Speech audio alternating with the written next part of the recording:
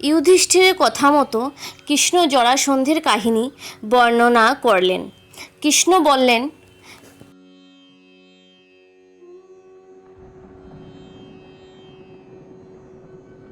বৃহদর্থ নামের মগধ দেশে এক রাজা ছিলেন। কাশী রাজার 2 যমজ কন্যাকে তিনি বিবাহ করেন।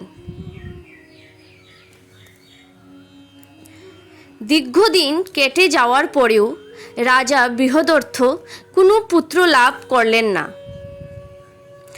একদিন বনে চণ্ডকৌশিক নামে এক মুনির সঙ্গে রাজার দেখা হয়।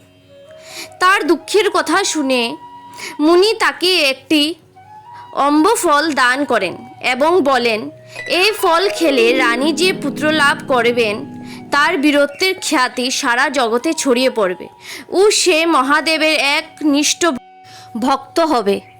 বৃহদর্থ তার 2 রানীকে কথা দিয়েছিলেন যে তিনি দুজনকে সমান দৃষ্টিতে দেখবেন। তাই তিনি সেই ফল 2 ভাগে ভাগ করে 2 রানীকে খেতে দিলেন। যথা সময়ে 2 রানী পুত্র সন্তানের জন্ম দিলেন, কিন্তু 2 রানীর 2 শরীর খণ্ড প্রসব করিলেন।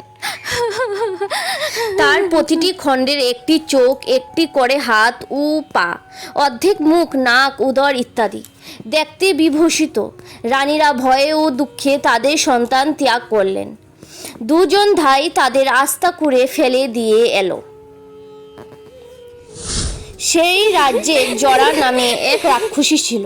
সে রাত্রিকালে নগরে প্রবেশ করে যা হাতের কাছে পেত তাই খেত। সেই নবজাত শিশুর 2 খণ্ড শরীর দেখে খুব বিস্মিত হলো। রাক্ষসী 2টি খণ্ড তুলে নিয়ে একসঙ্গে জোড়া দিল। আর কি আশ্চর্য, নবজাত শিশু সঙ্গে সঙ্গে কেঁদে উঠল। শিশুর কান্না শুনে রাজা ও তার 2 রানী সবাই সেখানে জড়িত হলো। জরা রাক্ষসী নারী মূর্তি ধারণ করে শিশুটিকে কুলে নিয়ে বললেন, বৃহদর্থ, তোমার পুত্রকে নাও। জরার মুখে সব কথা শুনে রাজার বিস্ময়ের সীমা রইল না। জরা রাক্ষসী সেই শিশুকে সন্ধিত অর্থাৎ যুক্ত করেছিল বলে তার নাম রাখা হলো জরাসন্ধ।